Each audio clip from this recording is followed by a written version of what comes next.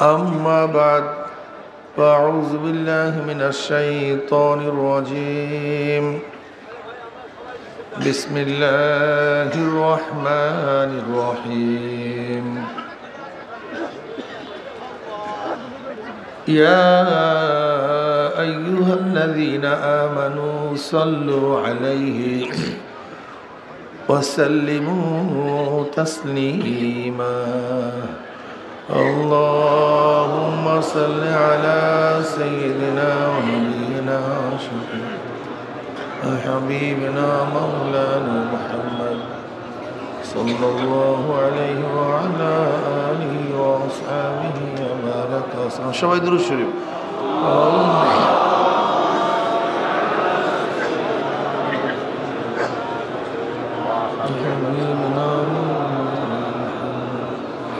صلى الله عليه وعلى آله وصحبه اللهم صل على سيدنا وحبيبنا مولانا محمد صلى الله عليه وعلى آله وصحبه وسلم أعوذ بالله من الشيطان الرجيم بسم الله الرحمن الرحيم وما أرسلناك إلا رحمة للعالمين صدق الله مولانا العظيم وصدق رسول النبي الكريم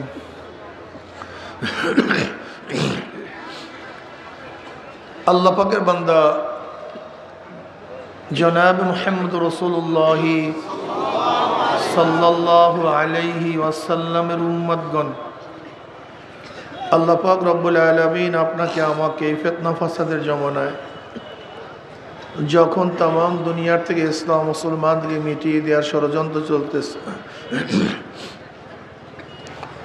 তাম দুনিয়ার মধ্যে ইসলাম মুসলমান থাকবে কি থাকবে না এই প্রশ্নের সৃষ্টি হয়েছে। যে জমানায় মানুষ নেকের কাজ ছাড়তেছে, গুনার কাজ ধরতেছে, শুধু গুনার কাজ ধরেই না, বরং গুনার কাজে প্রতিযোগিতা শুরু করছে কে কার আগে জাহান্নামে যাবে। সবাই বলি না আউযু বিল্লাহ। যে জমানায় মানুষ নেকের কাজে আশ্চর্য হয়, গুনার কাজে স্বাভাবিক থাকে, যে জমানায় মুসলমান ইসলামকে পছন্দ করে না, বরং নামধারী মুসলমান ইসলামের সবচেয়ে বড় দুশ্মন হয়ে গেছে। যেই জমানায় একদল মানুষ শিরক বিদআতকে ইবাদত মনে করে, কবর পূজা, ব্যক্তি পূজা, সমস্ত শিরক বিদআত দাবি করে আমি মারফাতের লাইনের লোক, আমি চিশতিয়া তরিকার লোক, আমি কাদরিয়া তরিকার লোক, আমি তাসাউফ পন্থী, করতেছে শিরক বিদআত, দাবি করে আমি আবেদ। একদল লোক শিরক বিদআতকে ইবাদত মনে করে, আবার আর এক দল যা শিরক বিদআত না তাকে শিরক বিদআত মনে করে। যেমন লামুজহাবিরা তথাকথিত আহলে হাদিসরা ইমাম মানা, মাযহাব মানাকে শিরক বলে, বিদআত বলে, অথচ এগুলি খুবই জরুরি। একজন সাধারণ মানুষ মাযহাব মানা ব্যতীত, ইমাম মানা ব্যতীত জান্নাতে যাওয়ার কোনো সূরাতই নাই, রাস্তাই নাই। একজন সাধারণ মানুষ যাবে কিভাবে জান্নাতে যদি সে মাযহাব না মানে, ইমাম না মানে? মাযহাব শব্দের অর্থ যাওয়ার স্থান। মাযহাব মানে কি? পথ, রাস্তা। অর্থাৎ যেই রাস্তায় উঠলে মানুষ জান্নাতে যেতে পারবে, শরিয়াতে চলতে পারবে, তার নামই তো মাযহাব। কি কথা ঠিক না? দেখেন শরিয়াতের তিনটা দিক। শরিয়াতের কয়টা দিক? সবাই বলেন, আমার সাথে কথা বলবেন, কেউ চুপচাপ থাকবেন না, সবাই কথা বলবেন। শরিয়াতের কয়টা দিক? জাহিরি আমলের সাথে সম্পৃক্ত এলেমকে ইলমুল ফিকহ বলা হয়। জাহিরি নামাজ, রোজা, হজ, যাকাত, মুআমালাত, এই সমস্ত সংক্রান্ত বিষয়ে যে ইলম, সেই ইলমকে কি বলা হয়? ইলমুল ফিকহ। ফিকহ ঈমানের সাথে, বিশ্বাসের সাথে, আকীদার সাথে ইলমকে ইলমুল আকায়েদ বলা হয় বা ইলমুল কালাম। আপনার ঈমান কিভাবে আনবেন, কিসের উপরে বিশ্বাস করলে ঈমান থাকবে, কিসের বিশ্বাস করলে ঈমান থাকবে না, এই সমস্ত বিষয় সম্পর্কে যে ইলমটা, সেই সমস্ত ইলমকে বলা হয় ইলমুল আকায়েদ, ইলমুল কালাম। আকায়েদের নাম ইলমুল কালাম হওয়ার কারণটা কি? আকায়েদের মধ্যে, বিশ্বাসের মধ্যে সমস্যা সৃষ্টি হয়েছিল প্রথম আল্লাহ পাকের কালাম গুণকে কেন্দ্র করে। আমরা বলি না কোরআন আল্লাহর কালাম? কি বলি? আল্লাহর কালাম অর্থ কি? আল্লাহর কথা, আল্লাহর বক্তব্য, আল্লাহর বাণী, এর নামই তো কালাম। এখানে মাসআলা আসছে যে আল্লাহ পাকের কালাম গুণ, কথা বলার গুণ, এটা কাদিম না হাদিস? এটা আল্লাহর পরে না আল্লাহর সাথে?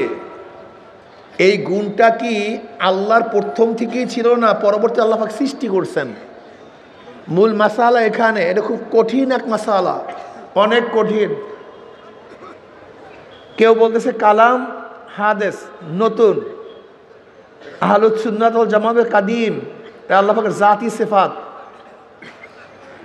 যেহেতু আকায়েদের মধ্যে প্রথম এই কালাম গুণ নিয়ে ইখতিলাফ শুরু হয়েছিল, এর জন্য আকায়েদের নাম ইলমুল কালাম। যেরকম ঈমান কি জিনিস, ঈমান কাকে বলা হয়?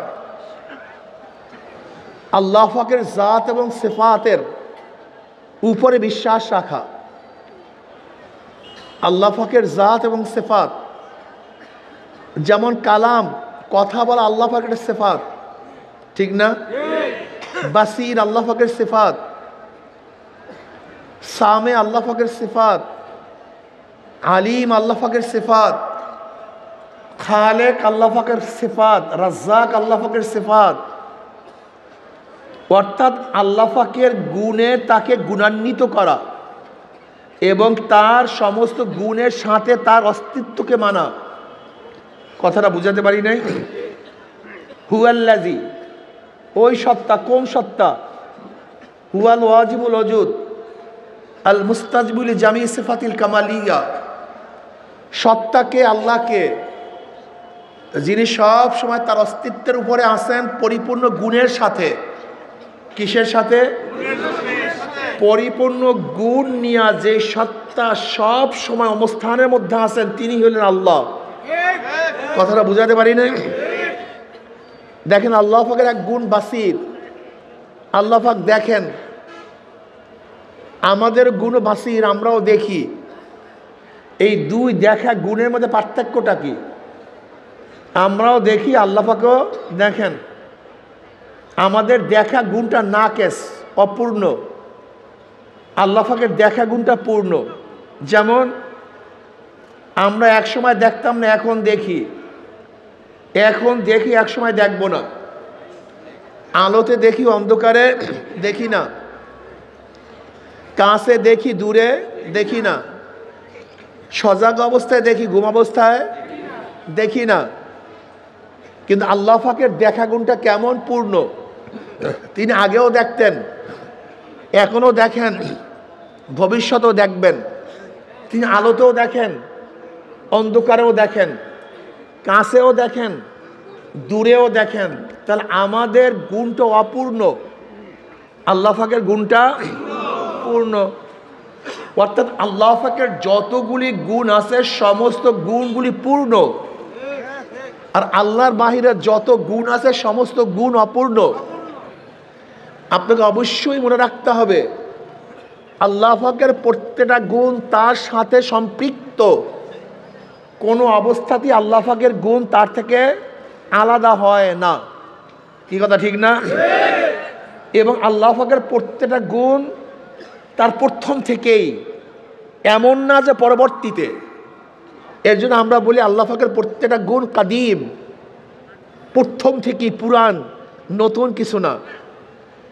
এই কালাম নিয়েই অনেক ইখতিলাফ, অনেক মতনৈক্য, যে এদিকে আমাদের যাওয়ার জরুরত নাই, দরকার নেই। তাই ঈমানের সাথে সম্পৃক্ত ইলমকে ইলমুল আকায়েদ বলা হয়। ঈমান কি জিনিস? আমানতু বিল্লাহি ওয়া মালাইকাতিহি ওয়া কুতুবিহি ওয়া রুসুলিহি ওয়াল ইয়াউমিল আখির। রসুলকে আল্লাহর প্রদত্ত একজন বার্তাবহক, এইটা মানার নামও ঈমান। যদি আল্লাহকে মানেন, আপনি রসুলকে না মানেন, তাহলে আপনার ঈমান থাকবে না। আবার রসুলকে রসুলের প্রত্যেকটা গুণের সাথে মানতে হবে। যদি রসুলকে তার গুণকে বাদ দিয়ে মানেন, তাহলে আপনার ঈমান থাকবে না।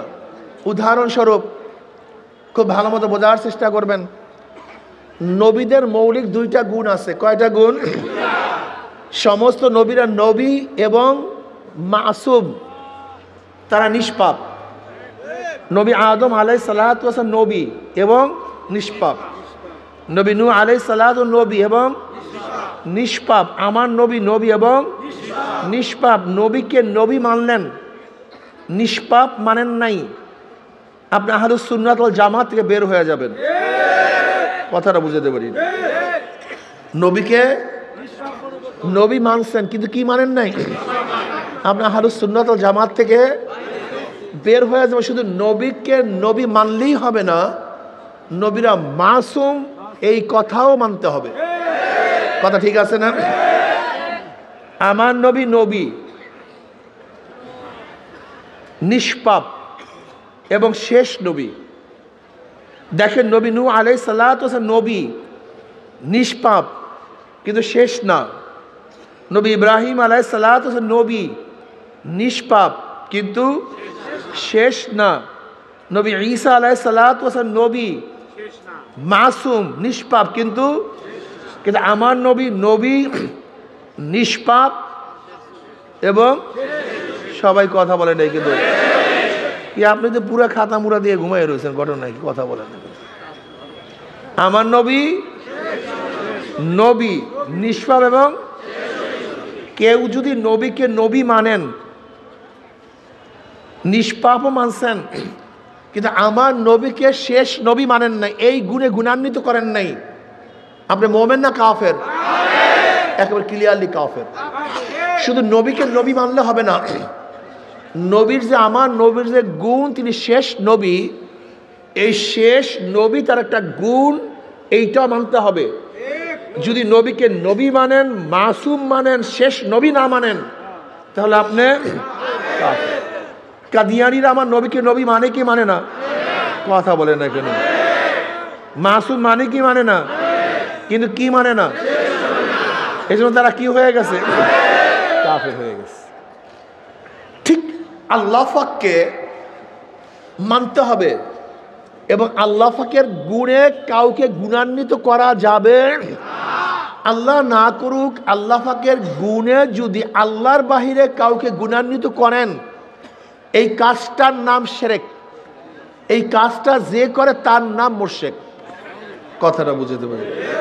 হেদায়েতের মালিককে যদি মনে করেন আল্লাহর বাহিরে অন্য কেউ কাউকে হেদায়েত দিতে পারে, এই বিশ্বাসটার নামই শিরক।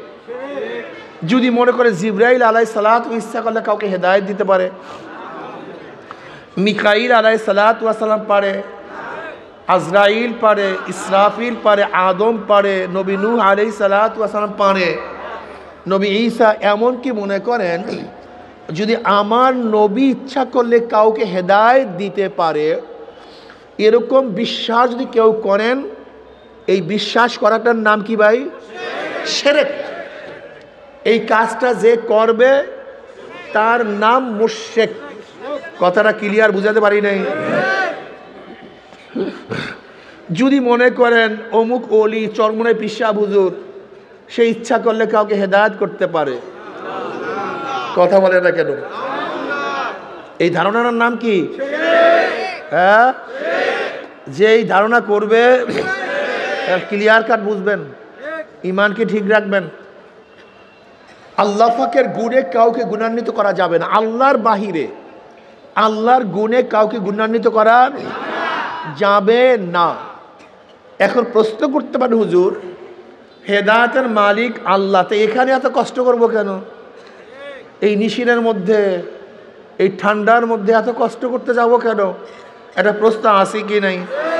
প্রশ্নের জবাব একেবারে সহজ, কোনো কঠিন না, সবাই জানেন কিন্তু বুঝেন না। যেরকম ধরে না, সুস্থ করার মালিক কে? ডাক্তারের কাছে গেলেন কেন? ওসিলা। ঔষধ খাইলেন কেন? ওসিলা। রেজেকের মালিক কে? চাষ করলেন কেন? ব্যবসা করলেন কেন? চাকরি করলেন কেন? হেদায়েতের মালিক কে? এখানে আসছেন কেন? আলেমদের কাছে যান কেন? বয়ান শোনেন কেন? মাশাআল্লাহ, ওসিলা। আর আল্লাহ পাকের নিজামটাকে ওয়ালান তাজিদা লিসুন্নাতিল্লাহি তাবদীলা, এটা আল্লাহ পাকের নিজাম, নিয়ম। দেখেন আল্লাহ পাক রব্বুল আলামিন গোটা মাখলুকাতকে চালাবার জন্য দুইটা নিয়ম বাতাইছেন। কয়টা নিয়ম? আল্লাহ পাকের গোটা মাখলুকাত দুই ধরনের সৃষ্টি এবং দুই হুকুমে চলতে থাকে। একটা আওয়ামেরে তাকবীনি আর একটা আওয়ামেরে তাশরীঈ। আওয়ামেরে তাকবীনি সৃজন, আল্লাহ পাকের সৃষ্টিকুল, আল্লাহ পাক কীভাবে চালান, আসমানকে আল্লাহ পাক কীভাবে উঠাইছেন, সূর্যকে আল্লাহ পাক কীভাবে চালাইতেছেন, তারকাগুলোকে আল্লাহ পাক কীভাবে সেটিং করছেন, বাতাসকে আল্লাহ পাক কীভাবে শীতের দিন উত্তরে নেন, গরমের দিনে দক্ষিণে নেন, জোয়ারের সময় এত বিপুল পরিমাণের পানি সাগরের মধ্যে কিভাবে ফ্লো সৃষ্টি করে, এর পাম্পিং কে করে, এর প্রেসার কে দেয়, কথাটা বুঝাতে পারি না, বিশাল ব্যাপার স্যাপার না? আল্লাযী খালাকা সাবআ সামাওয়াতিন তিবাকা মা তারা ফি খালকির রহমানি মিন তাফাউত ফারজিল বাসারা হাল তারা মিন ফুতুর সুম্মা রজিল বাসারা কাররাতাইনি ইয়ানকালিব ইলাইকাল বাসারু খাওয়াসিয়াও ওয়া হুয়া হাসির। আল্লাহ পাক তফকায় আসমানগুলি কীভাবে সৃষ্টি করেছেন, হাজারো মাসালার মধ্যে আছে, এগুলি কিভাবে আল্লাহ পাক চালান। আল্লাহ পাকের সমস্ত মাখলুকাত চালাবার ব্যাপারে আল্লাহ পাক একটা নীতি ব্যবহার করেন। কয়টা নীতি? কোন বলেন? কি? ফাইয়াক কুন। আসমানকে বলছে কুন, ওট, আসমান জানে বলতে সেট হয়ে গেছে। আল্লাহুল্লাযী রাফা'আস সামাওয়াতি বিগাইরি আমাদিন তারাউনাহা, ওই সত্তা যিনি এত বড় আসমানকে বিনা খুঁটি উঁচা করিয়া ফেলাইছে, যা তোমরা দেখতে আস। দুনিয়ার চেয়ে 13 লক্ষ গুণ বড় সূর্যটাকে আল্লাহ কিভাবে চালাতেছেন, এই চালাবার পদ্ধতিটা কি? কোন চল ধাম ধাম চলতেছে। এতগুলি তারকাকে আল্লাহ কিভাবে সেটিং করছেন বলেন? কিভাবে? কথা বলেন একসাথে, করে নাকি? এরা কি জাহেল টাহেল নাকি? একসাথে না বললে তো বয়ান হবে না। পদ্ধতি কি? কোন, বাস কাজ শুরু হয়ে গেছে, ঠিক না? এগুলো হল আওয়ামের তাকবীনি, যেগুলো কুনের আওতাধীন, ঠিক না? আর আওয়ামের তাশরীঈ, আওয়ামের তাশরীঈ বা তাকলিফি। তাশরীঈ বলা হয় ওই সমস্ত আহকাম, নিয়ম, যে আহকামগুলি আল্লাহ পাক রব্বুল আলামিন নবীদের মাধ্যমে তার বান্দাদের উপর নাযিল করেন, প্রেরণ করেন। যে আহকামগুলি মানা এবং না মানা সম্পূর্ণ বান্দাদের ইচ্ছা। কাদের ইচ্ছা? বান্দা ইচ্ছা করলে মানতেও পারে, এখানেই মাসালা খুব কঠিন। বান্দা ইচ্ছা করলে মানতেও পারে, বান্দা ইচ্ছা করলে নাও মানতে পারে। যদি আদেশগুলি মানে এবং বান্দা নিষেধগুলি অমান্য করে, না মানে, তাহলে বান্দা কি হয়ে যায়? মোমেন, মুত্তাকিন, আবিদিন, সলিহিন, কানিতিন, ওলি, গাউস, কুতুব, বিভিন্ন আওসা, বিভিন্ন গুণানে গুণান্বিত হয়ে বান্দা জান্নাতে চলে যায়। আবার আদেশ সমূহ যদি বান্দা পালন না করে আর নিষেধ সমূহ যদি বান্দা বর্জন না করে, বন্দা কাফের, মুশরিক, জালেম, ফাসিক, মুনাফিক, বিভিন্ন গুণে গুণান্বিত হয়ে বন্দা জাহান্নামে চলে যায়। এই হুকুমগুলির নাম কি? শরীয়ত। বলেন কি? এগুলি কাদের মাধ্যমে নাজিল হয়েছে? আপনার কথা না বললে কিন্তু এই জাহেলের সামনে বয়ান করবো না ভাই। এই আপনি ওরম বলছেন গাই মিয়া, ঠিক মতো বল, এটা ক্লাস চলতেছে, ঠিক মতো বল, সবাই জেহান ঠিক করেন। কাদের মাধ্যমে নাজেল হয়েছে? কাদের উপরে নাজেল হয়েছে? হ্যাঁ, নবীদের উপরে। খুব ভালো বয়ান হয়েছে নাম্বার। কাদের উপরে নাজেল হয়েছে? এগুলি মানা এবং না মানা কাদের ইচ্ছা? কাদের ইচ্ছা? সম্পূর্ণ বন্দাদের ইখতিয়ার, সম্পূর্ণ বন্দার ইচ্ছা। বন্দা ইচ্ছা করলে মানতেও পারে, ইচ্ছা করলে নাও মানতে পারে। যদি বন্দা মানে তাহলে জান্নাত, না মানলে জাহান্নাম। কথা ঠিক না? এই শরিয়াতের তিনটা সাইড, যেই কথাটা বললাম এই মাত্র। বাহ্যিক আমলের সাথে সম্পৃক্ত এলেমকে ইলমুল ফিকহ বলা হয়, বিশ্বাসের সাথে এলেমকে ইলমুল আকায়েদ বলা হয়, আর বাতিনি আমলের সাথে, গোপন আমলের সাথে সম্পৃক্ত এলেমকে ইলমে তাসাউফ, ইলমে বাতেন, ইলমে মারিফাত। কথা ঠিক না? এইগুলি বলা হয়। এগুলি সবই শরিয়াতের অংশ। কিসের অংশ? ফিকহ, আকীদা, তাসাউফ, এগুলি সব কিসের অংশ ভাই? সব শরিয়াতের অংশ। এখন কেউ যদি মনে করেন হুজুর আমি শরিয়াত মানি না মারেফাত মানি, আবার কেউ যদি বলেন হুজুর আমি মারেফাত মানি শরিয়াত মানি না, গাধা, তুমি শরিয়াত বুঝোই নেই। শরিয়াত শব্দ অর্থ কি? মা লাহা ওয়া মা আলাইহা, জাহের, বাতেন, ঈমান, আমল সবার সমন্বয়ের নামই শরিয়াত। কথা ঠিক না? মাশাআল্লাহ। এই শরিয়াতের চলার জন্য যেই পদ্ধতি প্রক্রিয়া গ্রহণ করা হয়, শরিয়াতের উপরে আমল করার জন্য যেই পদ্ধতি প্রক্রিয়া পন্থা গ্রহণ করা হয় তার নাম তরিকত। এই যে শোনেন না, তরিকা তরিকা তরিকা, তরিকাটা কি? তরিকা শরিয়াতের আমল করার জন্য একটা পদ্ধতি, যেন শরিয়াতের আমল করা যায় সহজে। বুঝাতে পারি নাই। এবার আসেন মাসালা। ওলামায়ে কেরাম, তোলাবায়ে ইলম, এবার খুব ভালো মতো শুনবেন, এই কথা হৃদয়ঙ্গম করবেন। তরিকত কিসের জন্য জানি? শরিয়াতের উপরে চলার জন্য, আমল করার জন্য, ঠিক না?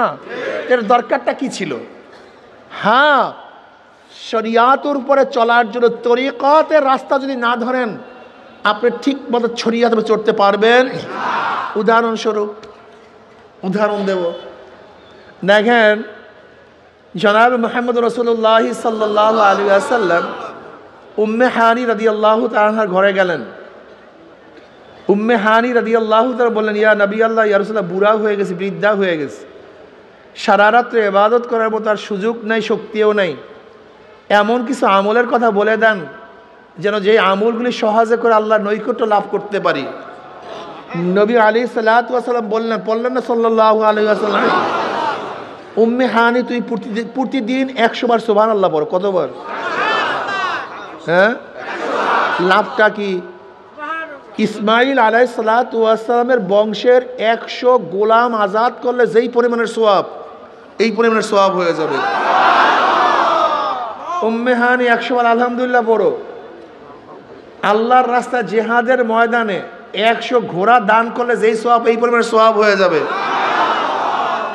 উম্মে হানি 100 বার আল্লাহু আকবার পড়ো। আল্লাহর রাস্তায় 100 উট দান করলে যেই পরিমাণের সওয়াব, এই পরিমাণের সওয়াব হয়ে যাবে। উম্মে হানি তুমি 100 বার লা ইলাহা ইল্লাল্লাহ পড়ো, আসমান জমিনের খালি জায়গা সব নেকে ভরে যাবে।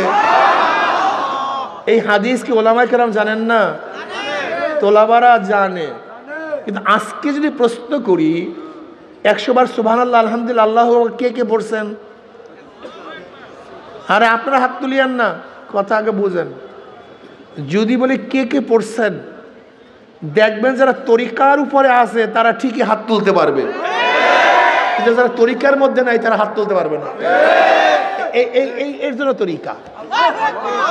তরিকা মানে জানা না, তরিকা মানে জানা না, তরিকা মানে যা জানছি, যা আমার জানা আছে, সেই কাজগুলি কেন করতে পারি না, সেই কাজগুলি যেন সহজে করতে পারি, এর জন্যই তরিকা। দেখেন, ইরশাদ নামাজ সম্পর্কে ওলামায়ে কেরাম জানে, আওয়াবিন সম্পর্কে ওলামায়ে কেরাম জানে না তা না, কিন্তু আজকে যদি হাত তুলতে বলি যে আওয়াবিন নামাজ কে কে পড়ছেন, দেখবেন অধিকাংশ ওলামায়ে কেরাম হাত তোলাবারা পারবে, কিন্তু যারা তরিকাতপন্থী, তরিকার লাইনে আছে, তারাই হাত তুলতে পারবে।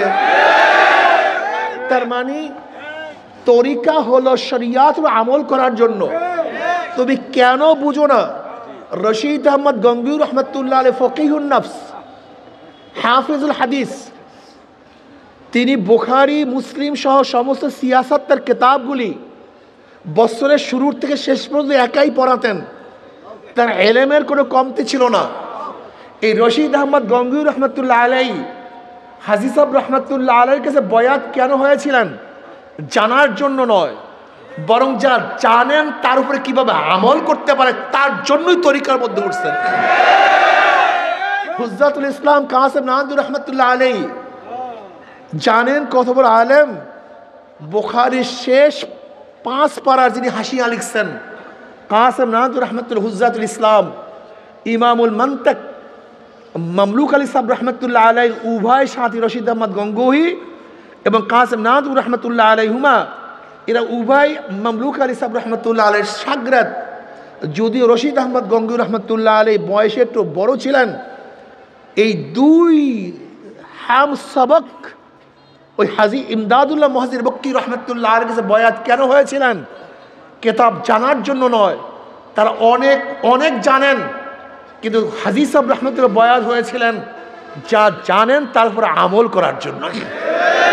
হাকিমুল উম্মত আশরাফ আলী থানভী রহমতুল্লাহ আলাইহি, আল্লাহ পাক তাকে এত মেধা, এত প্রজ্ঞা, এত জ্ঞান দান করছেন। আমার ধারণা যদি তিনি কিয়ামত পর্যন্ত হায়াত পাইতেন আর কিয়ামত পর্যন্ত লিখতে থাকতেন, তাহলে কলমের কালি শেষ হয়েছে, কিন্তু তার ইলম এবং প্রজ্ঞা শেষ হইতো না। আল্লাহ পাক এত জ্ঞান তাকে দান করছেন। এই আশরাফ আলী থানভী রহমতুল্লাহ আলাইহি হাজী সাহেব রহমতুল্লাহ আলাইহি বয়াত গ্রহণ করেছেন জানার জন্য না। কিসের জন্য না?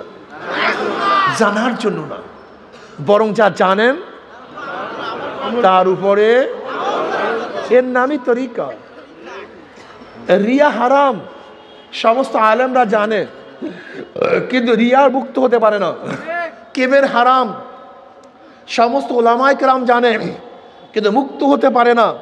হুব্বে হারাম সবাই জানে, মুক্ত হতে পারে না। কথা ঠিক না? এই জানা জিনিসের উপরে কিভাবে আমল করা যায়, সাধনা করা যায়, এর জন্য এর নামই হলো তরিকা। এখন বলেন তরিকার দরকার আছে কি নাই? কিসের জন্য তরিকার দরকার? মাশাআল্লাহ মাশাআল্লাহ। আপনি কি দেখেন না হাজারো আলেম দাড়ি ছাটে, দাড়ি কাটে, সে জানে দাড়ি ছাটা, দাড়ি কামানো হারাম, কিন্তু পারতেছে না। কিন্তু হাজারো সাধারণ মানুষ যারা ইলম অর্জন করে নাই, কিন্তু তরিকার লাইনে আসার পরে তাদের চেহারার মধ্যে দাড়ি উঠিয়ে গেছে, কান্নার মধ্যে হাজারো ফজিলাত আছে, ওলামায়ে কেরাম জানে, কিন্তু চোখে পানি আসে না। কিন্তু হাজারো তরিকাত পন্থী আছে, হাত তোলার সাথে সাথে চোখে থেকে পানি ঝরঝর করে পড়তে থাকে। তরিকা বোঝেন নাই? তরিকা কি জিনিস? পর্দা ফরজ, হাজারো ওলামায়ে কেরাম জানে না তা না, কিন্তু কোনো অবস্থাতেই পর্দা করতে পারে না। কিন্তু তরিকাতপন্থী হাজারো মানুষ, অত বড় আলেম না, জানুয়া না, কিন্তু তারা পর্দার মধ্যে আলহামদুলিল্লাহ এমন ভাবে লিপ্ত হয়ে গেছে, জীবন গেল তারা বেপর্দা হয় না। পরের মাল খাওয়া হারাম, হাজারো মানুষ জানে, ওলামায়ে কেরাম জানে, কিন্তু হারাম থেকে বাঁচতে পারে না।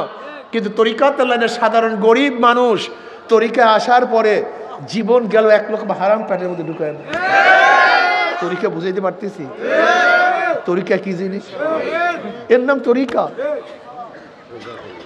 লোভ লালস হারাম জানে কিন্তু ফিরাতে পারে না, কিন্তু তরিকার উপর ওঠার পরে দেখা যায় লোভ নাই, অন্তরটা আল্লাহর দিকে ফিরায় রাখে, এটা জরুরি।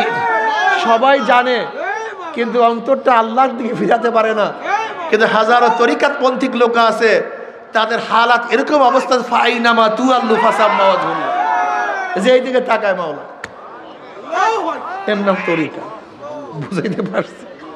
এখন তরিকার দরকার আছে কি নাই?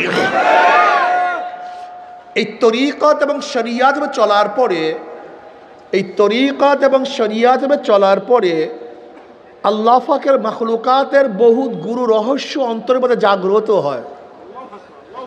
আল্লাহ পাকের মাখলুকাতের বহুত গুরু রহস্য।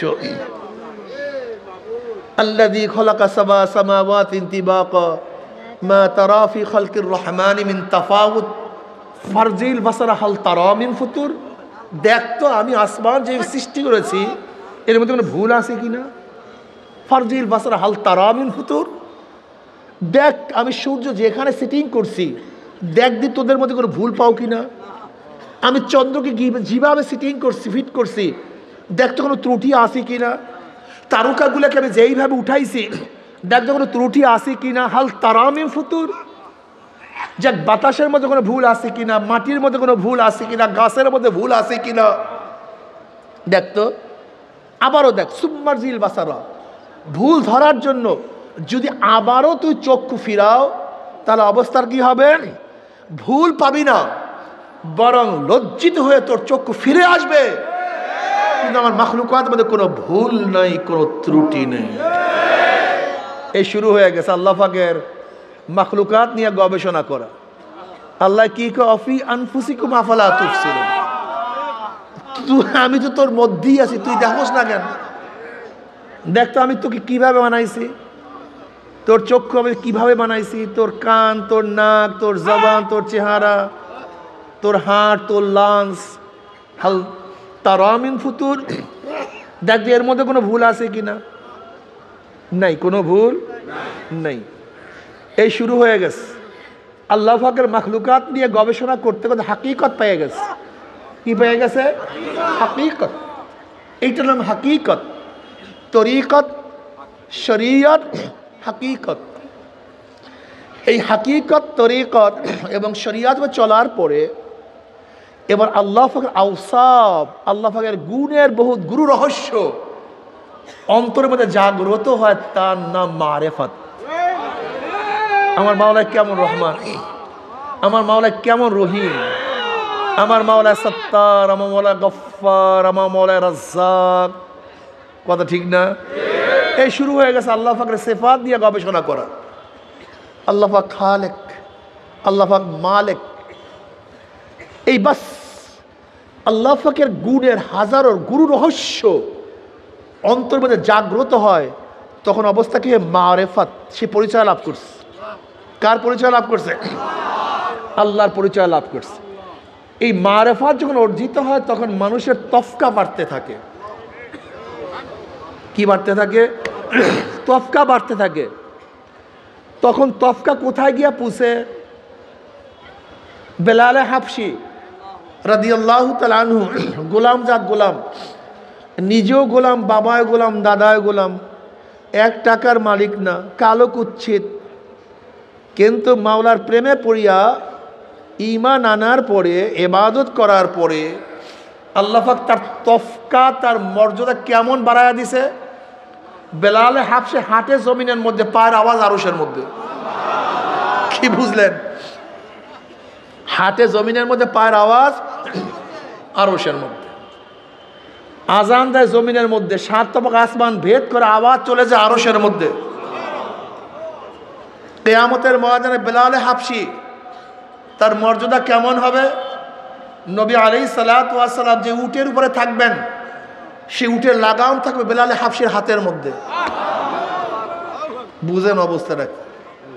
বেলালে হাবশি একজন গোলাম, কিন্তু অর্ধজাহানের বাদশাহ হযরত ওমর ইবনে খাত্তাব রাদিয়াল্লাহু তাআলা যখন সম্বোধন করতেন সাইয়্যিদুনা বেলাল, আমাদের সর্দার, আমাদের নেতা বেলাল, অথচ গোলাম। কি বুঝলেন? বিশাল ব্যাপার স্যাপার। যখন এই হালাত পয়দা হয়ে যায়, ওয়ান আবি হুরায়রা রাদিয়াল্লাহু তাআলা قال قال رسول الله صلى الله عليه وسلم قال الله عز وجل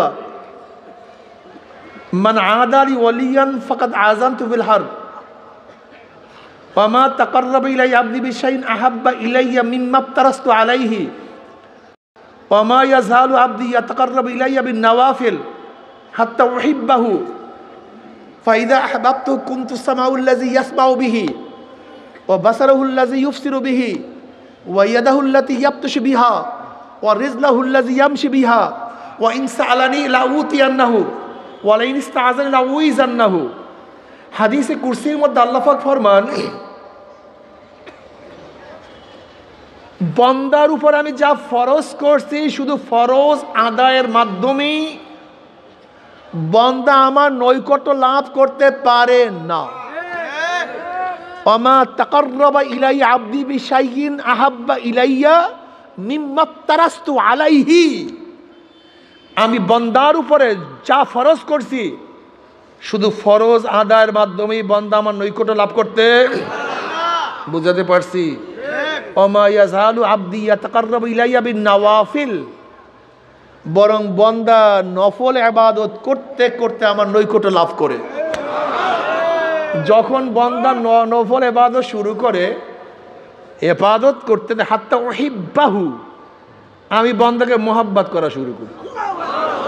আর আমি যখন বান্দাকে মোহাব্বত করা শুরু করি তখন কি অবস্থা হয়? কুনতু সামাউল্লাযী ইয়াসমাউ বিহি, বান্দার কান আমি বান্দার কান হয়ে যাই, যা দিয়া বান্দা শোনে। আমি বান্দার চক্ষু হয়ে যাই, যা দিয়া বান্দা দেখে। আমি বান্দার হাত হয়ে যাই, যা দিয়া বান্দা ধরে। আমি বান্দার পাও হয়ে যাই, যা দিয়া বান্দা চলে। ওয়া ইন সাআলানি লাউতিয়ান্নাহু, বান্দা যখন আমার কাছে চায়, যা চায় আমি তা তাকে দিয়া দেই। বান্দা যখন আমার কাছে আশ্রয় চায় আমি তখন আশ্রয় দান করি। বুখারীর মধ্যে রওয়ায়াত আছে। কি বুঝলেন? নফল ইবাদত করা ব্যতীত মাওলার নৈকট্য লাভ করা যায়। এই তরিকা যখন চলে আসবেন তখনই দেখবেন তরিকাত পন্থীরা নফল ইবাদত বেশি করে। এর জন্যই তাদের মধ্যে হালাত পয়দা হয়। কি পয়দা হয়? হালাত মানে অবস্থা, এক এক অবস্থা, এক এক অবস্থা, কবজ বাস্ত, বিভিন্ন হালাত আছে। এই হালাতের মাধ্যমে বান্দা আস্তে আস্তে আস্তে, এগুলি সিঁড়ি। হালাত কি? সিঁড়ি। এই সিঁড়ির মাধ্যমে বান্দা আস্তে আস্তে উপরের দিকে উঠতে থাকে। উঠতে উঠতে উঠতে উঠতে আল্লাহর একেবারে কাছে চলিয়া যায়। যখন আল্লাহ পাকের কাছে চলিয়া যায়, বান্দাকে আল্লাহ পাক মোহাব্বত করা শুরু করে। এবার বান্দার অবস্থাটা কি হয়? বান্দার চক্ষু আল্লাহর চক্ষু হয়ে যায়, যা দিয়া বান্দা দেখে। এই ব্যাপারই নবী আলাইহিস সালাতু ওয়াস সালাম, ইত্তাকু আন ফিরাসাতিল মুমিন ফাইন্নাহু ইয়ানজুরু বিনুরিল্লাহ, মুমিনের বিশেষ নজর থেকে বাঁচিয়া থাকো।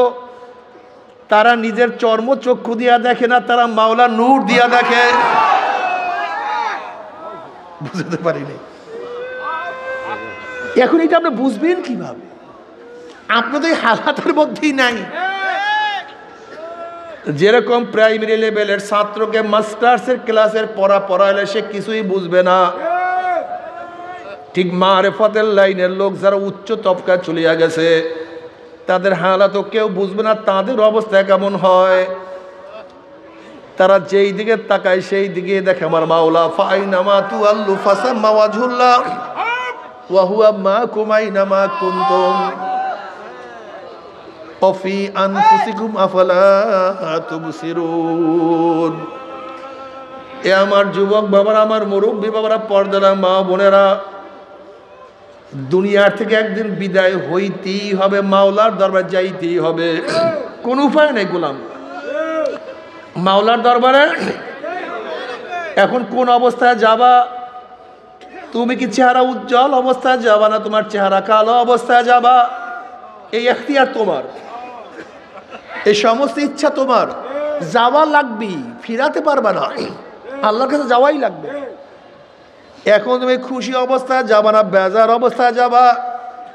তুমি সম্মানিত অবস্থায় যাবা না বিয়াজিত অবস্থায় যাবা? তুমি কি জান্নাতে যাবা না জাহান্নামে যাবা? খুব ভালো মতো বুঝিয়া শুনিয়া তারপর মাওলার কবরে যাইতে হবে। এ আমার যুবক বাবারা, মুরব্বী বাবারা, পর্দার মা, ওলামায়ে কেরাম, ততক্ষণ পর্যন্ত মাওলাকে পাওয়া যাবে না যতক্ষণ পর্যন্ত নিজেকে ভোলা না যাবে। আয় খোদা মুঝসে মুঝকো দূর কর, তাকে দেখো মুঝবে তুঝকো এক নজর। আল্লাহ আমাকে আমার থেকে দূর করো, আমাকে আমার থেকে দূর করিয়া তুমি আমার মধ্যে আসো। যদি মাওলাকে পাইতে চাও কলবটাকে খালি করো, মাওলাকে যদি পাইতে চাও অন্তরটাকে খালি করো। অন্তরটা পরিষ্কার, একেবারে স্বচ্ছ, ক্লিয়ার। সেই অন্তরের মধ্যে কেবের থাকবে না, রিয়া থাকবে না, হব্বে যা থাকবে না, হব্বে মাল থাকবে না, কিছুই থাকবে না। যেই কলবের মধ্যে শুধু মোহাব্বত থাকবে আমার মাওলার। কার মোহাব্বত? আমার মাওলার মোহাব্বতে কলবটা ভরা থাকবে। আমার মাওলার হুকুম মানার জন্য সবসময় ব্যস্ত থাকবে। তুমি কি দেখো না কত যুবক আমার মাওলার পাগল? তুমি যুবক হইয়া কেন আমার মাওলার পাগল হবা না? নবী ঈসা আলাইহিস সালাতু ওয়াস সালাম একদিন এক বস্তির নিকট থেকে রওনা করলেন। এক যুবক ঈসা আলাইহিস সালাতু ওয়াস সালাম দেখিয়াই চিনিয়া ফেলাইছে। যুবক বলছে, আল্লাহর নবী ঈসা, আপনি আল্লাহর কাছে দোয়া করেন মাওলা যেন তার মুহাব্বতের এক অণু পরিমাণ মুহাব্বত আমাকে দান করে। ঈসা আলাইহিস সালাতু ওয়াস সালাম, যুবক, আল্লাহ পাকের এক অণু পরিমাণ মুহাব্বত তুমি সহ্য করতে পারবা না। এবার যুবক বলতে আছে, আল্লাহর নবী ঈসা তাহলে অর্ধ অণু পরিমাণ মুহাব্বতের দোয়া করেন।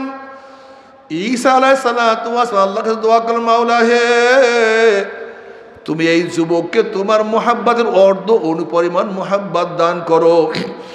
ঈসা আলাইহিস সালাতু ওয়াস সালাম দোয়া করিয়া চলিয়া গেলেন। অনেকদিন পরে ঈসা আলাইহিস সালাতু ওয়াস সালাম বস্তির নিকটে আসার পরে তার খেয়াল পড়ছে যেই যুবকের জন্য অর্ধ অণু পরিমাণ মুহাব্বতের দোয়া করছিলাম সেই যুবকের অবস্থাটা কি। গ্রামবাসী এখানে প্রশ্ন করে, যুবক কোথায়? গ্রামের সবাই বলছে, যুবক তো অনেক আগেই গ্রাম ছাড়িয়া চলিয়া গেছে। কোথায় গেছে জানি না। অনেক খোঁজাখুঁজি করার পরে ঈসা আলাইহিস সালাতু ওয়াস সালাম যুবকের সন্ধান পান না। এবার মাওলার কাছে বলে, মাওলা রে, যে যুবকের জন্য অর্ধ অণু পরিমাণ মুহাব্বতের দোয়া করলাম সেই যুবকের সাথে সাক্ষাৎ করতে চাই। আল্লাহ পাক বলেন, যাও অমুক পাহাড়ের মধ্যে সেই যুবক আছে, তুমি গিয়া তার সাথে সাক্ষাৎ করো। এবার ঈসা আলাইহিস সালাতু ওয়াস সালাম পাহাড়ে গিয়া দেখেন যুবক একটা পাথর উপরে দাঁড়াইয়া আসমানের দিকে তাকাইয়া কার সাথে যেন কথা বলতে আছে। মজা মারিয়া কথা বলে, মনে হয় যেন কথা বলে আবার শোনে, সে বলে সে শুনতে আছে। এবার ঈসা আলাইহিস সালাতু ওয়াস সালাম সালাম দিন, আসসালামু আলাইকুম, আমি ঈসা। কিন্তু যুবক সালামের জবাব দেয় না। আবারও সালাম দেয়, আসসালামু আলাইকুম, আমি ঈসা। যুবক সালামের কোনো জবাব দেয় না। আবার বলে, আসসালামু আলাইকুম, আমি ঈসা। যুবক সালামের জবাব দেয় না। এবার আমার মাওলা ডাক দিয়ে বলে, ঈসা রে,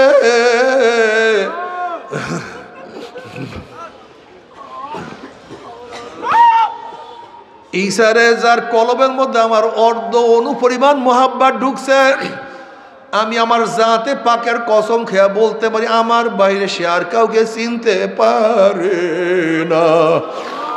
যেদার দেখতা হো মাই তু হি তু হ্যায়, तू ही तू है, तू ही तू, हर गुल में तू है, रंग में तू है, बो में तू, जिधर देखता हो भाई तू ही तू है, तू ही तू। বাবার আল্লাহ ওদের চক্ষু আর তোমার আমার চক্ষু সম্পূর্ণ ভিন্ন। তুমি আমি ফুল দেখি, কিন্তু আল্লাহর ওলিরা ফুলের দিকে তাকাই আমার মাওলাকে দেখে। আমার মাওলায় ফুলটাকে কেমনে বানাইলো। এত সুন্দর ফুলটা কিভাবে আমার মাওলা বানাইলো? আমার মাওলা আহসানুল খালিকিন, আমার মাওলা কত সুন্দর স্রষ্টা। তুমি আমি ফুলের রং দেখি, আল্লাহ ওয়ালারা চিন্তা করে আমার মাওলাই ফুলের মধ্যে এত সুন্দর কিভাবে রং লাগাইলো। গোলাপের মধ্যে পাপড়ি গুলির মধ্যে কত ডিজাইনের ফুল, কত ডিজাইনের রং।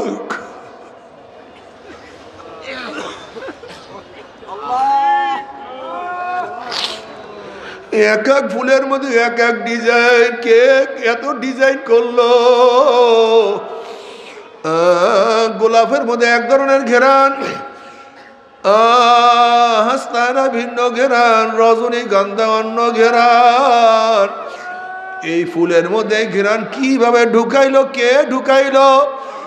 এত সুন্দর তুমি আমি ঘেরান নেই, এখানে মাওলার পরিচয় পাই না, ঘেরান নিয়ে আনন্দিত হই।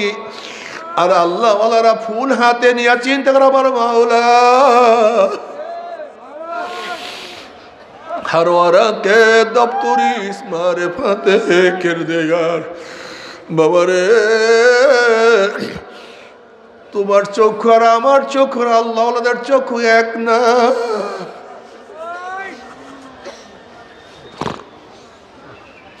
तुम्हार कान आमार कान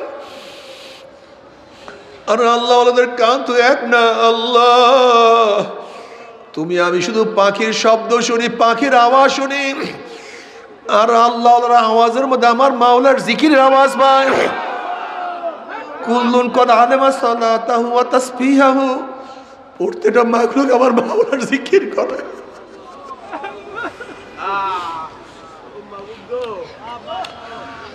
তুমি আমি শুধু পাখির শব্দ পাই, আর আল্লাহর শব্দের মধ্যে আমার মাওলার জিকিরের আওয়াজ পাই।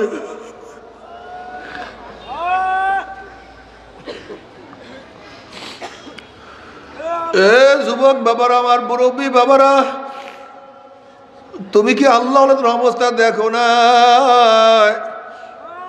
তাদের হালাত কি, তাদের অবস্থা কি কত সুন্দর, সারাদিন ফেকের মধ্যে থাকে, চিন্তার মধ্যে থাকে।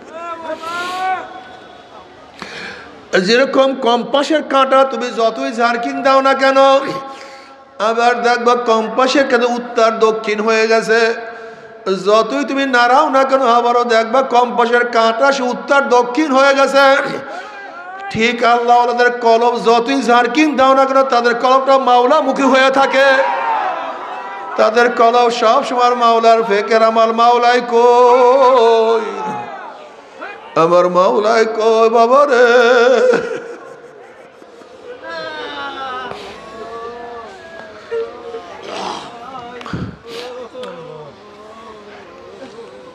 যারা আমার মাওলাকে মহব্বত করতে পারবা, আমার মাওলাকে ভালোবাসতে পারবা, তাদের দুনিয়ায় মজা, আখিরাতেও মজা। তুমি কি দেখো না, জুন্নুন মিস্ত্রি রহমাতুল্লাহ আলাইহি একদিন কাবা শরীফে ঢুকিয়া দেখে খাম্বার কাছে এক ব্যক্তি একেবারে জীর্ণ শীর্ণ অবস্থায় পড়ার শব্দ করতে আছে। জুন্নুন মিস্ত্রি রহমাতুল্লাহ আলাইহি গিয়া তাকে সালাম দেন, আসসালামু আলাইকুম, তুমি কে? তিনি সালামের জবাব নিয়ে বলতে আছেন, আমি একজন আশিক, প্রেমের বিরহ বেদনা আমার এই অবস্থা, প্রেমের যন্ত্রণা আমি এই অবস্থায় হালাতে পড়িয়া আছি। এবার ওই ব্যক্তি জুন্নুন মিস্ত্রি রহমাতুল্লাহ আলাইহি বলেন, তুমি কে? বলে আমিও আশিক। এই কথা শোনার সাথে সাথে ওই ব্যক্তিরা চিল্লান মারলেন, চিল্লান মারিয়া দুনিয়ার থেকে বিদায় হয়ে গেছেন। জুন্নুন মিস্ত্রি রহমাতুল্লাহ আলাইহি চিন্তা করলেন, কি হইল, আল্লাহ ফাকরি কি খেলা? এবার জুন্নুন মিস্ত্রি রহমাতুল্লাহ তার জন্য কাপড়ের কাপড় আনার জন্য রওনা করলেন। কাপড়ের কাপড় নিয়ে আসার পরে দেখে সেই ব্যক্তি আর সেখানে নাই। এবার জুন্নুন মিস্ত্রি রহমাতুল্লাহ বলেন, সুবহানাল্লাহ, ব্যক্তি কোথায় গেল? এবার গায়েব থেকে আওয়াজ আসলো, ফি মাকআদে সিদকিন ইনদা মালিকিন মুক্তাদির। হে জুন্নুন মিস্ত্রি, আমার এই বন্দাকে বহুত কিছু আকর্ষণ করার চেষ্টা করছে, দুনিয়ায় বারবার ধরার চেষ্টা করছে, দুনিয়ার রৌনক তাকে আকৃষ্ট করার হাজারো চেষ্টা করছে, কিন্তু কিছুতে তাকে আকৃষ্ট করতে পারে না। আমার মোহাব্বতে পড়িয়া জীর্ণ শীর্ণ অবস্থায় পড়িয়া আছে, আর সারাদিন কলবের মধ্যে আমার মোহাব্বতের যন্ত্রণা নিয়েই পড়িয়া থাকতো। এখন তুমি তাকে জানাজা পড়াবার জন্য কাপন পরাবার জন্য আনছো। আমি সেই সুযোগ আর দুনিয়ার কাউকে দেখি নাই, সে তো এখন আমার দরবারে চলে আসছে। বাবার আশেকরা যেই অবস্থায় থাকে সেই অবস্থায় তাদের মজা।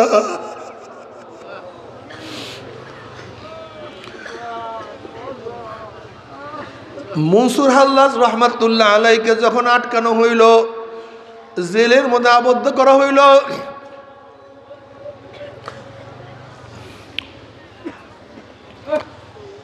আল্লামা শিবলি রহমাতুল্লাহ আলাই তার নিকট থেকে রওনা করলেন। এবার শিবলি রহমাতুল্লাহ আলাই বললেন, মনসুর, মোহাব্বত কাকে বলে? মনসুর হাল্লাজ রহমাতুল্লাহ আলাই বললেন, না, আজকে আমি জবাব দেব না, আগামীকাল জবাব দেব। মনসুর হাল্লাজ রহমাতুল্লাহ আলাইকে যখন পরের দিন শুলে চড়াবার জন্য নিয়ে যাওয়া হইতেছিল, তখন জুনায়েদ রহমাতুল্লাহ আলাইকে ডাকিয়া মনসুর হাল্লাজ রহমাতুল্লাহ আলাই বললেন, ও জুনায়েদ, তুমি গতকালকে প্রশ্ন করেছিলাম মোহাম্মদ কাকে বলে? শোনো, গতকালকে আমি প্রশ্নের জবাব দেইনি, আজকে মোহাম্মদের সংজ্ঞা শুনো। মোহাব্বতের স্টার্টিং, প্রথম ইফতেদা হলো জ্বলন, কলিজার মধ্যে জ্বলন সৃষ্টি হয়। আর মোহাব্বতের শেষ হলো মাহবুবের জন্য, মাশুকের জন্য আত্মত্যাগ করা, জীবনকে বিসর্জন দেওয়ার নাম হলো মোহাব্বত। প্রথম তো আমার অবস্থা এরকম হয়েছিল, ইফতেদা ইশকা হ্যায় রোতা হয় কিয়া, আগে আগে চলতে দেখো হোতা হয় কিয়া। প্রথম কলিজার মধ্যে জ্বলন সৃষ্টি হয়েছিল, এখন মাহবুবের প্রেমে পড়িয়া তার সাথে মোলাকাত করার জন্য রওনা করছি। আত্মত্যাগ না করিয়া কেউ আসলে প্রকৃত আশেক হইতে পারে না রে বাবা। যদি মাওলার আশেক হইয়া মাওলার প্রেমে পড়িয়া কবরে যাইতেই পারো, কবরটা জান্নাতের বাগিচা হইয়া যাবে। আশেকারা রোজে মাহশার বা কিয়ামত কারেনিস, আশেকারা জুস্তামাশা ইজামালো ইয়ারেনিস। কিয়ামতের ময়দানে আশেকদের অবস্থা কেমন হবে? কিসের কিয়ামতের ময়দান, কিসের মিজান, কিসের পুলসিরাত? আশেকদের কোনো খবর থাকবে না, আমল নামার খবর তাদের থাকবে না। তারা বলবে, আমার মাওলাই কই, আমার মাওলাই কই, আমার মাওলাই কই। আল্লাহ,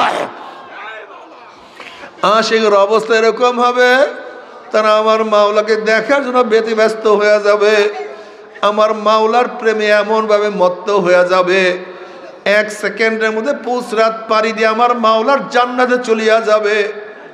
জান্নাতের মধ্যে জান্নাতীরা আনন্দ ফুর্তির মধ্যে লিপ্ত হয়ে যাবে। আল্লাহ পাক ডাক দিয়ে বলবে, হে জান্নাতীরা, আমি তোমাদের সাথে যে ওয়াদা করছিলাম সেই ওয়াদা কি পালন করছি নাকি? তখন জান্নাতীরা বলবে, মাওলা, হে তুমি যে ওয়াদা করছো তার চেয়ে কোটি কোটি গুণ বেশি নিয়ামত আমরা পেয়ে গেছি, কিন্তু একটা ওয়াদা এখনো পালন করো নাই।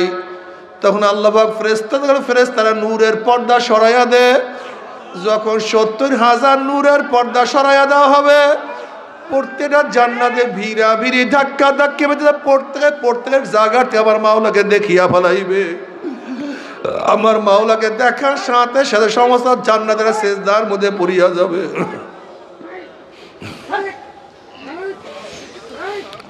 এক সেজদার মধ্যে কোন রওয়ায়াতের মধ্যে আছে 40,000, কোন রওয়ায়াতের মধ্যে আছে 70,000 বছর কাটিয়া যাবে। হুশ নাই।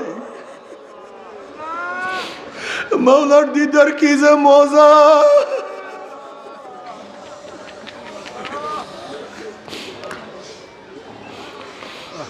মান আহাব্বা লিকা আল্লাহ আহাব্বা আল্লাহু লিকাহু ওয়া মান কারিহা লিকা আল্লাহ কারিহা আল্লাহু লিকাহু। যারা আমার মাওলার সাথে সাক্ষাৎ করার জন্য অপেক্ষা থাকে, আগ্রহ করে আমার মাওলা তাদের সাথে সাক্ষাতের জন্য অপেক্ষায় আছে। আর যারা আমার মাওলার সাথে সাক্ষাৎ করতে চায় না, আমার মাওলা কপাল পরার সাথে সাক্ষাৎ দিবে না। ও যুবক বাবারা, মুরব্বী বাবারা, যদি কিছু দেখতে চাও আমার মাওলাকে দেখার জন্য পাগল হইয়া যাও। আমার মাওলায় কি যে মজা, আল্লাহ তোমাকে একটা নজর দেখার তৌফিক দিয়ে দিই। আমার মাওলায় কি যে মজা, আল্লাহ।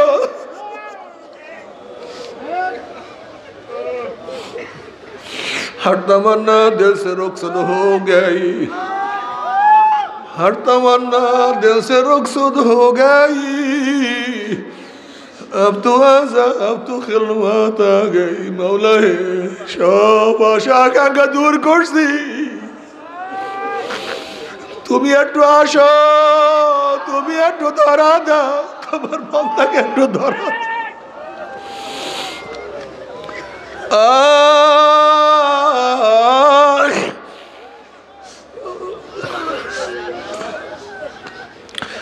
বাবারে মাওলার প্রেমে পড়িয়া যাও, কি যে মজা, কি যে মজা, কি যে মজা।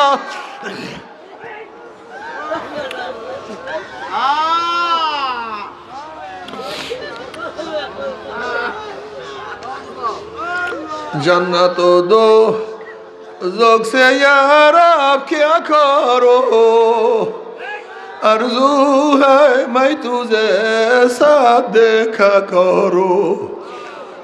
আল্লাহ জান্নাত জাহান্নাম নিয়ে আমি কি করব? আমি চাই তোমাকে। রাবিয়া বসরি রহমাতুল্লাহি আলাইহা একদিন এক হাতে আগুন আর এক হাতে পানি নিয়ে দৌড়াইতে আছে। লোকেরা প্রশ্ন করে, রাবিয়া তুই কোথায় যাও, তুমি কোথায় যাও? তোমার এক হাতে পানি আর এক হাতে আগুন কেন? রাবিয়া বসরি রহমাতুল্লাহি আলাইহা বলেন, আমি আগুন দিয়ে মাওলার জান্নাতকে জ্বালাইয়া দেব, আর পানি দিয়ে আমার মাওলার জাহান্নামকে নিভাইয়া দেব। আমি দেখবো লুবির দলেরা কিসের আশা আমার মাওলার ইবাদত করে, আমি দেখবো ভিতুর দলেরা কিসের ভয় আমার মাওলার ইবাদত করে। আমার মাওলার প্রেমে পড়িয়া তোরা আমার মাওলার ইবাদত করে না। আল্লাহ বলে কলবের মধ্যে তোমার মহব্বত দিয়ে দাও। মাওলা তোমাকে ধরা কোনোদিন সম্ভব না। যেরকম বাচ্চা ওয়া ওয়া ওয়া ওয়া করে, কিন্তু মা দুধ না দিলে বাচ্চা ইচ্ছা করে মায়ের দুধ পান করতে পারে না। ঠিক বন্দার কাজ হলো ওয়া ওয়া আল্লাহ আল্লাহ আল্লাহ। ওরে মাওলাকে ডাকো আল্লাহ, মাওলাকে শুধু ডাকো আর মাওলাকে ডাকতে থাকো। যেরকম মায়ের বুকের সাথে বাচ্চার আওয়াজের মধ্যে এমন সম্পর্ক, বাচ্চা যখন ওয়া ওয়া ওয়া ওয়া করতে থাকে, মাওলার মোহাব্বত, মায়ের মোহাব্বত আমার জোশ মারা শুরু করে। বাচ্চা ওয়া ওয়া ডাকে আর মাওলা মায়ের মোহাব্বতের মধ্যে জোয়ার সৃষ্টি হয়। ওই বাচ্চার আওয়াজের সাথে মায়ের বুকের সাথে এমন সম্পর্ক সহ্য করতে পারে না। উপরে আসছে কেন?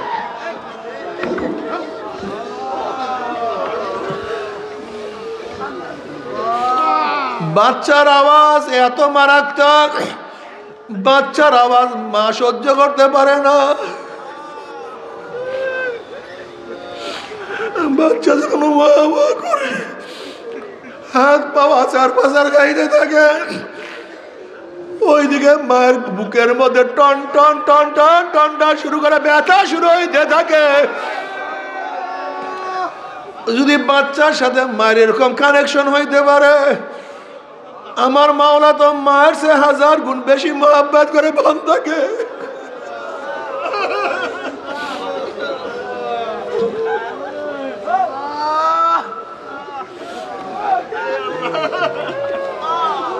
আমার মাওলা তো বান্দাকে কোটি কোটি গুণ বেশি মহব্বত করে। বান্দা যখন আমার মাওলাকে ডাকা শুরু করে, আমার মাওলা হাদিসে কুরসির মধ্যে ফরমান, আনা ইনদা যন্নি আবদি বি ওয়া আনা মাহু ইয যাকারানি ফাইন যাকারানি ফি নাফসি যাকারতু ফি নাফসি ওয়া ইন যাকারানি ফি মালাইন যাকারতু ফি মালাইন খায়রুম মিনহুম ওয়া ইন তাকাররাবা ইলাইয়া শিবরান তাকাররাবতু ইলাইহি যিরাআ ওয়া ইন তাকাররাবা ইলাইয়া যিরাআন তাকাররাবতু ইলাইহি বাআ ওয়া ইন আতানি ইয়ামশি আতাইতুহু হারওয়ালাতান। বান্দা যখন আমার মাওলাকে ডাকে, আমার মাওলার কুদরতি পরাণের মধ্যে জোশ মারা শুরু করে, আমার মাওলা জোশ মারা শুরু করে। যখন বান্দা ডাকে আল্লাহ, আমার মাওলা ডাক দিবে লাব্বাইকা আবদি, বান্দা তুই বল আমি তোর কাছেই আছি। ওয়ানা মাহু ইয যাকারানি, বান্দা তুই যখন জিকির করে আমি তখন তার সাথী হইয়া যাই। আনা জালিসুম মান যাকারি, বান্দা তুই যখন জিকির শুরু করিস আমি তখন কুদরতি তোর পাশে বসিয়া যাই। বান্দা তুই কি দেখো না, তুই যখন আমার দিকে হাঁটিয়া হাঁটিয়া আসতে থাকো, আমার রহমত দৌড়াইয়া গিয়া তোকে কোলের মধ্যে টানিয়া নেয় রে বান্দা। বান্দা কই, ওরে বান্দা তুই আমাকে কেন ডাকো না, বান্দা তুই আমার কাছে কেন আসো না, ও বান্দা তুই আমাকে কেন সেজদা করো না, বান্দা আমি কি অন্যায় করলাম, বান্দা আমার সামনে কেন দাঁড়াও না রে বান্দা, আমি কি অন্যায় করলাম, ও বান্দা তুই আমার হুকুম কেন মানো না রে বান্দা। বান্দা রে বান্দা আমি কি কালামে পাকের মধ্যে বলি নাই, কুল ইয়া ইবাদিয়াল্লাযীনা আসরাফু আলা আনফুসিহিম লা তাকনাতু মির রাহমাতিল্লাহ ইন্নাল্লাহা ইয়াগফিরুয যুনুবা জামিআ। বান্দা তুই শিরক করছো, কুফরি করছো, অন্যায় অবিচার করছো, জুলুম করছো, হাজারো গুনাহ করছো, পাহাড় সমতুল্য গুনাহ করিয়া ফেলাইছো, সাগরের পানি পরিমাণ গুনাহ করছো। ওরে বান্দা গোটা দুনিয়ার গাছের পাতা পরিমাণ গুনাহ করছো রে বান্দা, কিন্তু আমার রহমতের চেয়ে বেশি গুনাহ করতে পারো নাই। ওরে বান্দা তোকে ধাক্কাইতে ধাক্কাইতে শয়তান জাহান্নামের কিনারায় নিয়ে গেছে। বান্দা ওই জাহান্নামের কিনারা থেকে আমি মাওলাকে ডাক দে আল্লাহ, ওই জাহান্নামের কিনারা থেকে আমাকে ডাক দে আল্লাহ। বান্দারে জাহান্নামের কিনারা থেকে আমি মাওলাকে আল্লাহ বলিয়া ডাক দিলে আমি তোর হাত কানা খপ করে ধরিয়া ফেলাবো, আমি তোকে ধরিয়া জান্নাতে নিয়ে যাবো রে বন্ধু।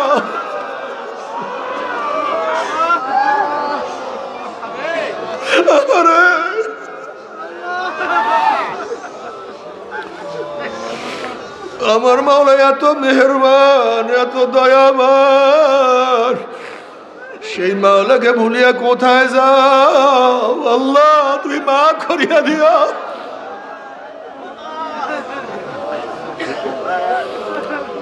ও চরমুনায় মুজাহিদরা, যারা মুজাহিদ হইছ, মুরিদ হইছ, খবরদার নফস এবং শয়তান কিন্তু পাবে, নফস এবং শয়তান ধরিয়া বসবে, তোমাকে গ্রাস করিয়া ফেলাইবে, নিজেদের মধ্যে বিচ্ছেদ সৃষ্টি করবে, নিজেদের মধ্যে কলহ সৃষ্টি করবে, মানামানির অভাব থাকবে, সহ্য করতে পারবে না।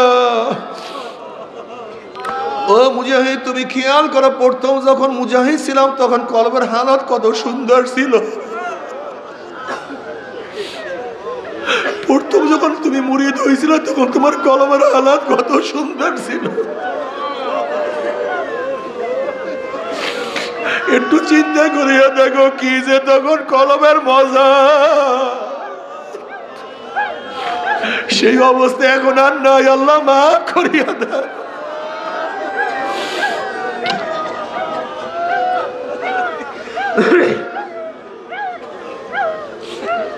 তখন তোমার ক্ষমতার কোনো নেশা ছিল না, দায়িত্বের কোনো নেশা ছিল না, তখন তোমার সম্মান ইজ্জতের কোনো টেনশন তোমার মধ্যে ছিল না, তখন তোমার শুধু খেয়াল ছিল আমি মাওলাকে কিভাবে পাবো, কোথায় আমি মাওলাকে পাবো।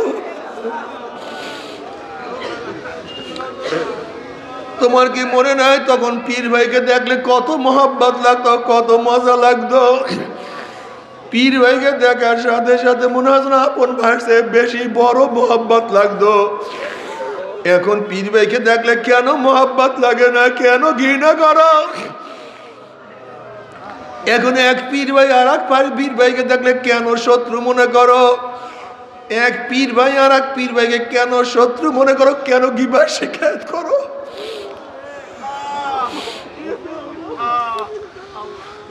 তুমি নিজেকে বলতে পারো না,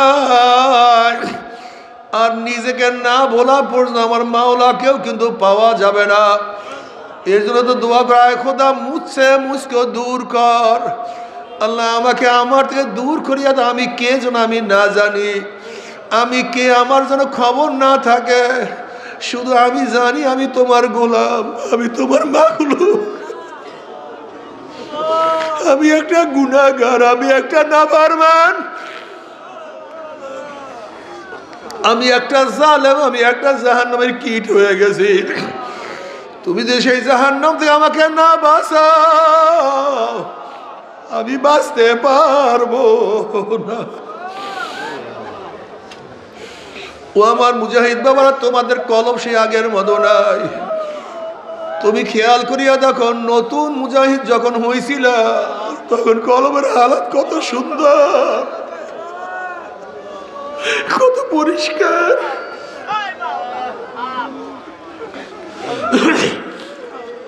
তোমার কি সেই দিনগুলি মনে পড়ে না যে তুমি একজন হালকা জিকির ছাড়া থাকতে পারতা না? তোমার কি সেই দিনগুলি মনে পড়ে না? তুমি সবক বাদ দিলে মনে হয় কি হারাইয়া ফেলাইছো? তোমার কি সেই কথা মনে পড়ে না? মোনাজাত ধরলে চোখের পানি।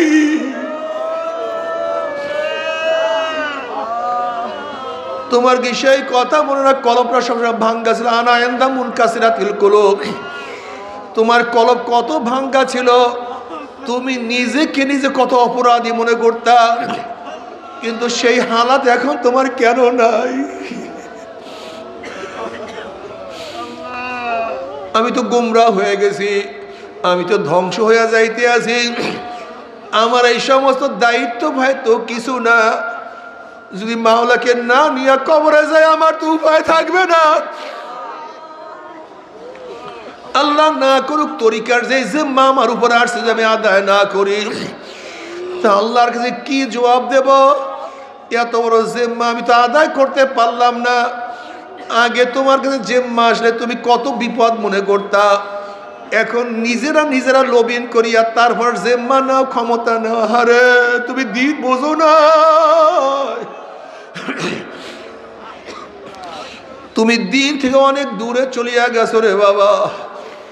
ও মুজাহিদ বাবারা, আগের মতো আবারও হও, কলবটাকে মাওলার দিকে ঝুঁকাইয়া দাও, দুনিয়ার মোহাব্বত দূর করিয়া ফেলাও,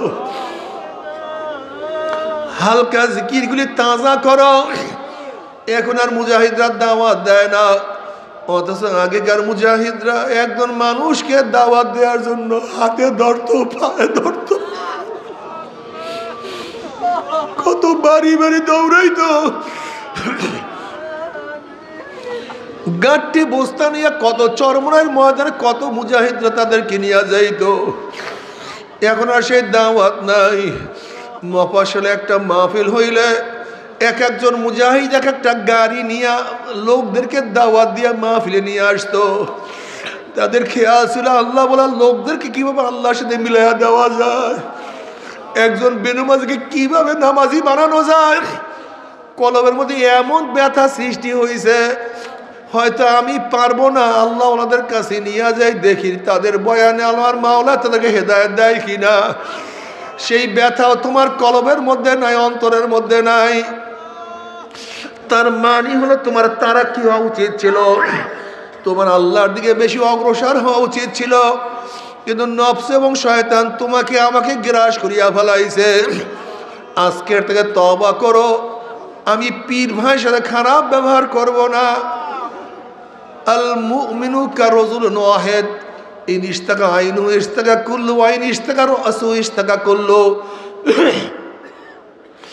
আমি যার গিবত শিকায়ত করছি আমি তার কাছে মাপ চাবো, আমি তার কাছে গিয়া ক্ষমা চাবো। যদি মাওলার মাওলা আমাকে মাফ করিয়া দেয়, আমি নাজাত পেয়ে গেছি।